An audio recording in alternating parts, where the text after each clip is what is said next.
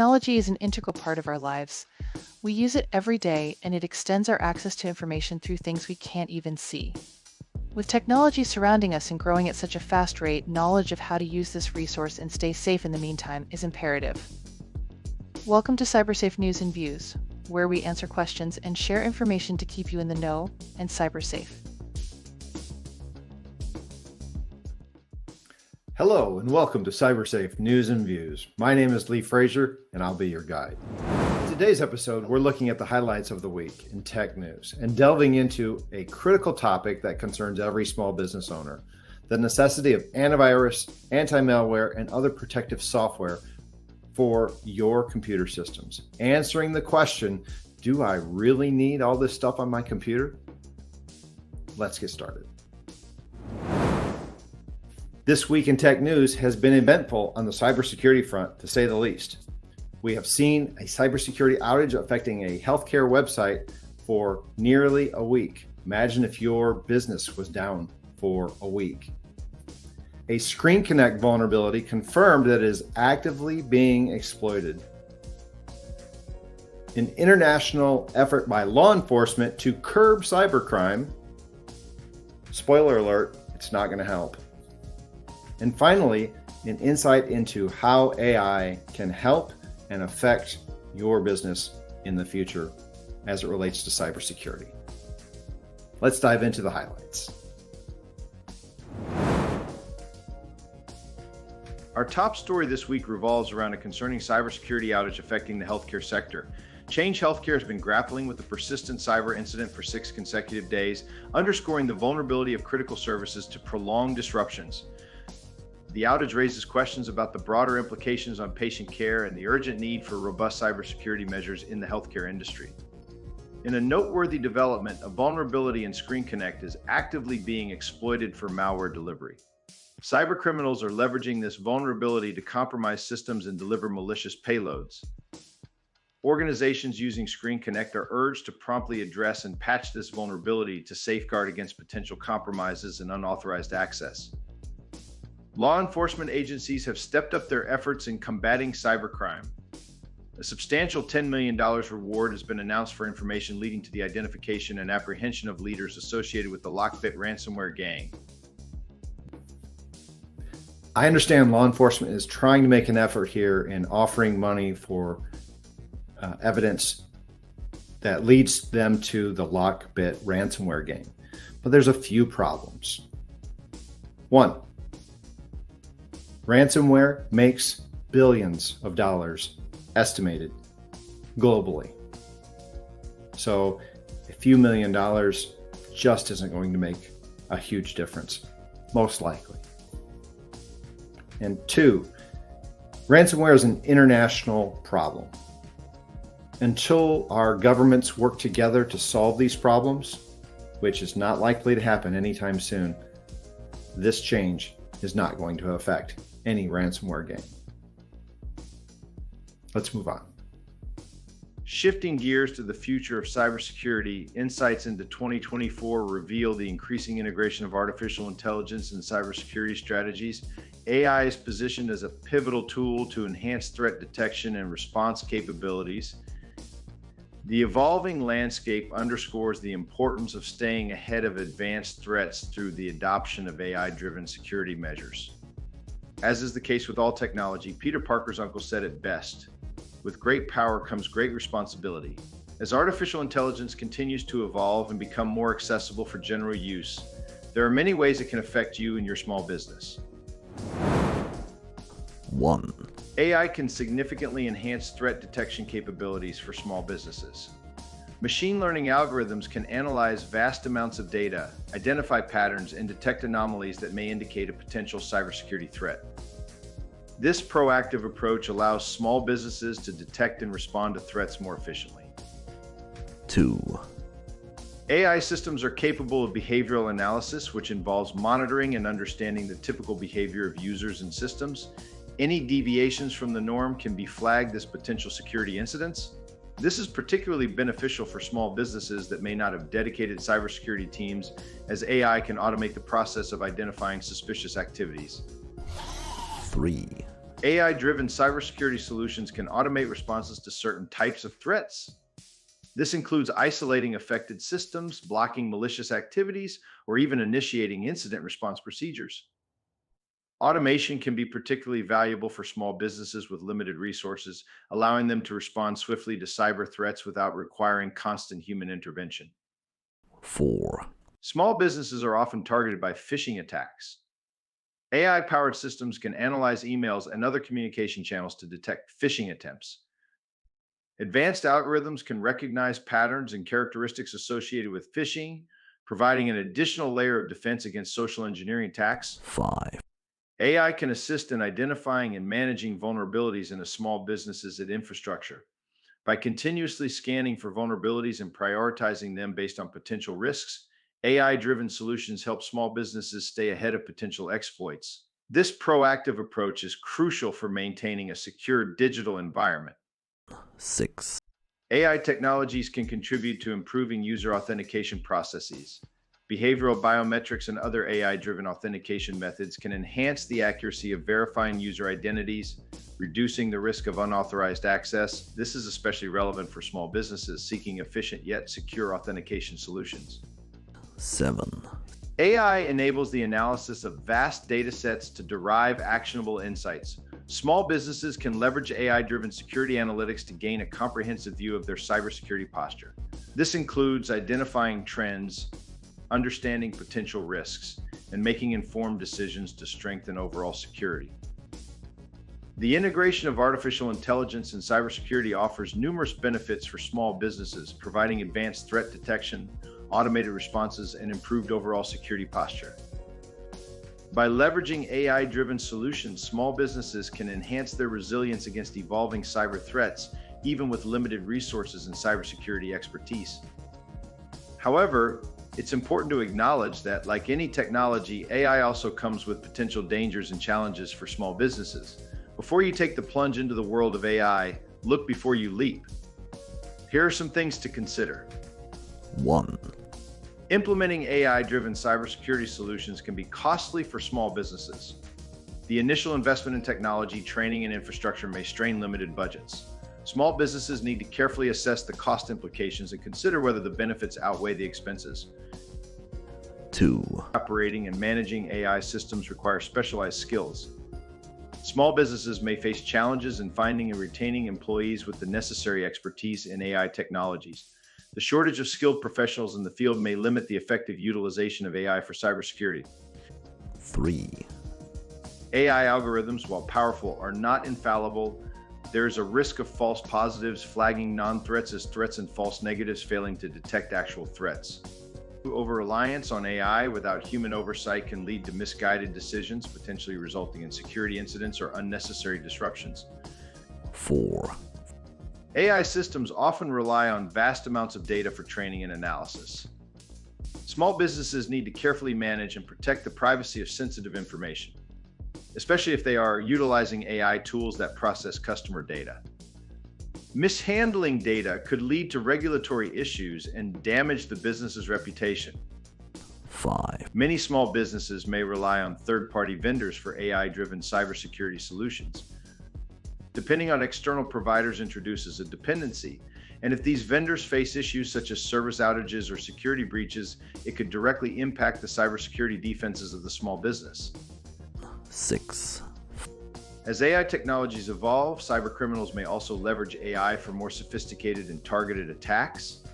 This creates a cybersecurity arms race where small businesses need to continually update and adapt their AI defenses to keep pace with emerging threats.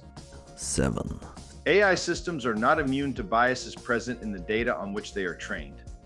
Small businesses adopting AI must be aware of potential biases and ethical considerations in their AI-driven cybersecurity practices.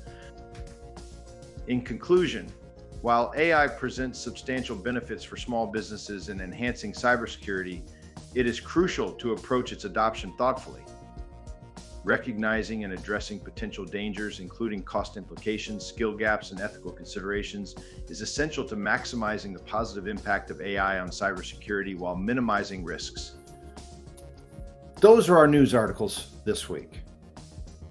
The theme they all share is the ongoing and evolving nature of cybersecurity threats. The incidents discussed, ranging from prolonged outages in critical sectors to vulnerabilities exploited for malware delivery, and the resurgence of ransomware gangs, collectively emphasize the dynamic and persistent challenges faced by organizations to maintain robust cybersecurity measures. The need for proactive cybersecurity strategies, including implementing antivirus software and rapidly patching vulnerabilities, is understood throughout these articles. This leads to our question of the day. Do I really need antivirus and all this other stuff on my computer? Our answer is resounding yes. Maintaining robust security measures is crucial for protecting sensitive information, ensuring business continuity, and safeguarding against potential cyber threats. Having a good antivirus, anti-malware, anti-ransomware software is one part of the proactive measures you can take. You know, there once upon a time was an environment where you could go without antivirus, malware protection, ransomware, but that was long ago. No longer is the case where it's dependent only on what you do.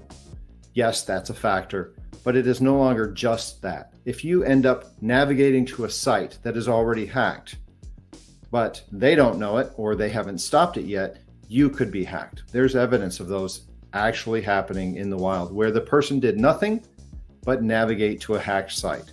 And it wasn't like they went to some bad site. They were going to a cybersecurity ransomware antivirus company's site. If you want to discuss that or you have more questions, leave us a comment down below. We'll mention it again and we answer all questions. Now, here is our video piece that we put together to elaborate on the necessity of antivirus. Take a listen to this. Thanks, Lee. To help answer this question better, we went out into the community and asked people, do you think it's important to have antivirus on a computer? And why do you think what you do? I do think it's important so that you don't get a virus and so that the computer doesn't crash. I would say yes, you do, because the different types of viruses that cause the computer to shut down, or any type of device that you use, as far as phones, laptops, tablets, anything can just get a virus on it. And it depends on what you look up to. The type of things that you look up causes the viruses on your account. Having a VPN, works its way through that, making sure that you have a strong VPN along those lines. So. I think it's very important, to answer your first question, to have antivirus on any phone, any device. Just because due to the world that we're coming into now, as far as with a lot of scammers, a lot of really smart people that's really getting into our personal lives. I believe you should have an antivirus on a computer just because you never know, and it's always just an extra step to make sure that you're protected and all your information is protected, and that you're just safe out there because you never know who has the wrong intentions. Yes, because your personal computer, if you're using it as a personal computer, you're going to have personal files. Now, as somebody who didn't have antivirus before and had a lot of personal files on my computer, a lot of the personal files were stolen, like credit cards and my identity and a lot of stuff that I had on there. I have a gaming computer, so a lot of the game files and stuff too, so I was pretty mad about that. But yes, it's absolutely important to have antivirus, because if you don't, people just tap your computer like nothing. Technology nowadays is crazy. So. After interviewing about 60 businesses, 2/3 of business owners said yes, it is important to have antivirus on a computer. A surprising 1/3 said no, it is not important. People on both the positive and negative side said that they didn't understand why it was important to have an antivirus on a computer. So we've put together a short animated film to help explain what antivirus is and why it's important. This is Bob. This is Dave. Bob has a business, and Dave has a business.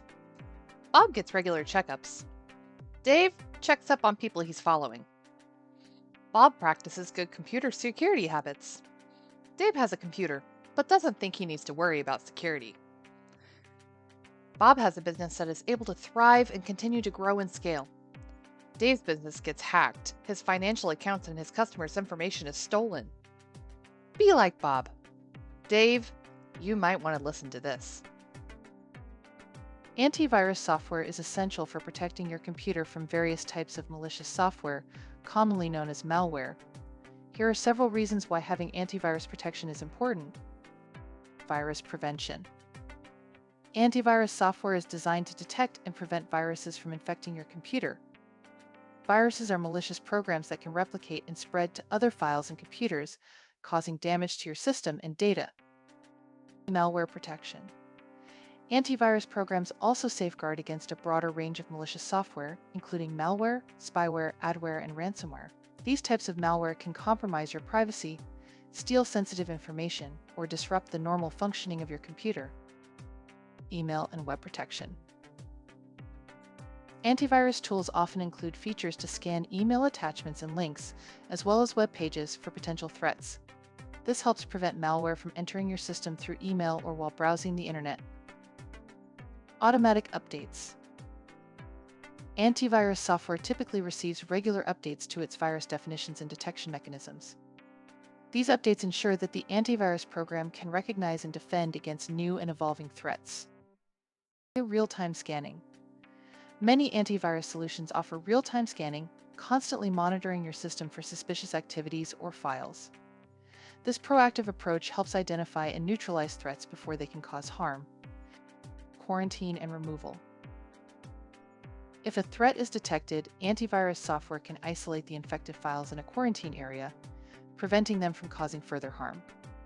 Users can then choose to delete or repair the infected files.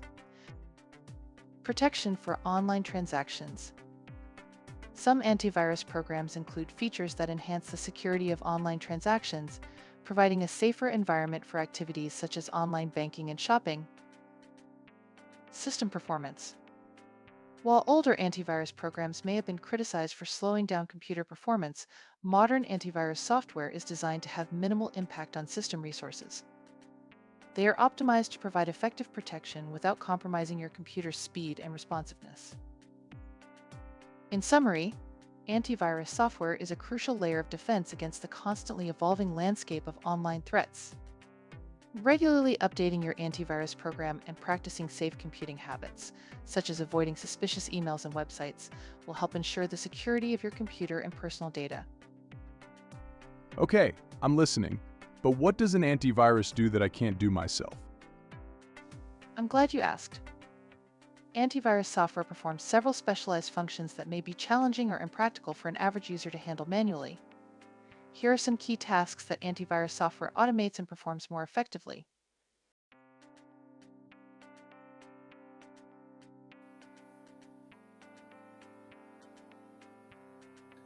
Now, realize there are different approaches to antivirus. They are not all the same. Some are signature-based, some are deny by default.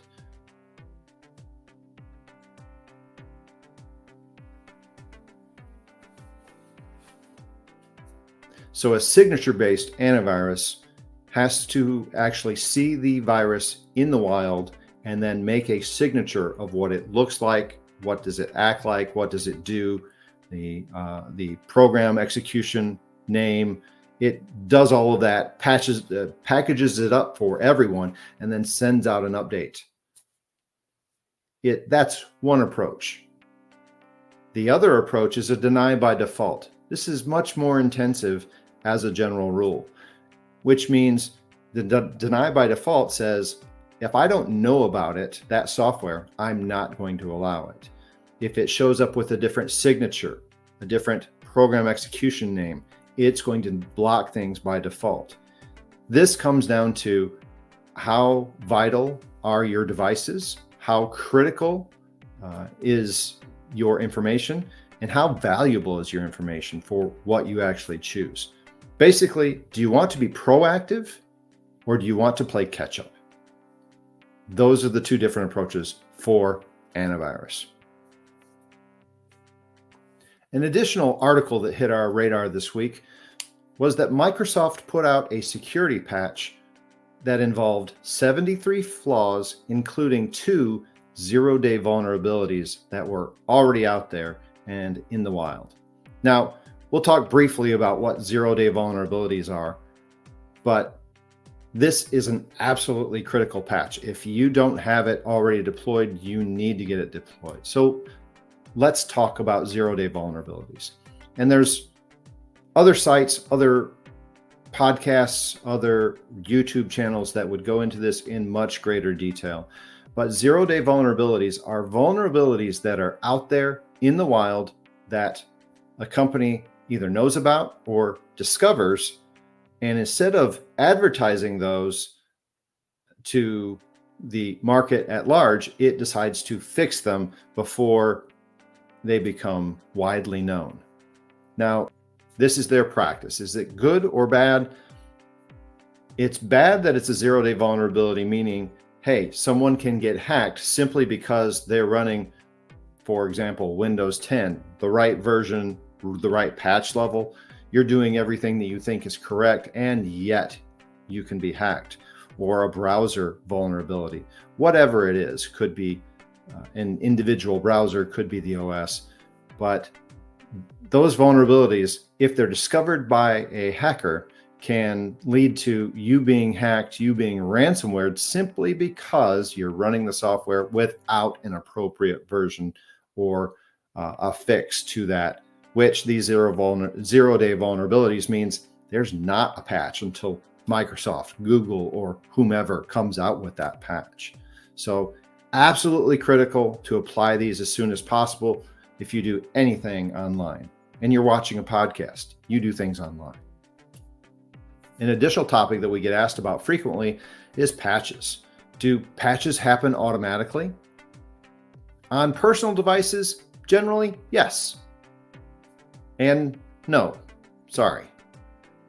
The Windows Patch Tuesdays, most of those get applied to your personal devices absolutely automatically.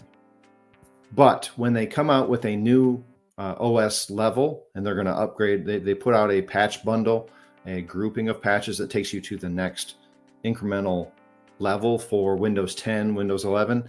Those are not necessarily pushed automatically. You will be notified in the system tray in the bottom corner that, hey, you've got an update. Do you want to do it? But they don't happen automatically. It's something that you actually have to click on. On major OS upgrades, they're also not pushed automatically. Now, Microsoft is rather aggressive, saying, hey, you've got Windows 10. This computer can run Windows 11. So some of those things will come up, but you do have to select them. If you are running a business and you have a server computer, those server computers, server OS, generally do not have patches applied automatically. And there's a number of different thoughts behind why that would be, but your IT guy is generally handling those patches, pushing the ones that he feels are appropriate. And the concept behind that is they should be tested before they're applied and after. So if you have an IT guy, if you have a server OS, the answer frequently is no, patches are not pushed automatically. So my advice to you is ask your IT guy, make sure that you're getting the patches that you need. Thank you for joining us today on CyberSafe News and Views. In the digital age, protecting your business isn't a choice, it's a responsibility. Stay vigilant, invest wisely, and keep your digital frontier secure. Any questions or comments, please leave us a comment down below or on the podcast. We answer all questions. If you found this content valuable, please like, share with your friends, and subscribe. Until next time, stay cyber safe.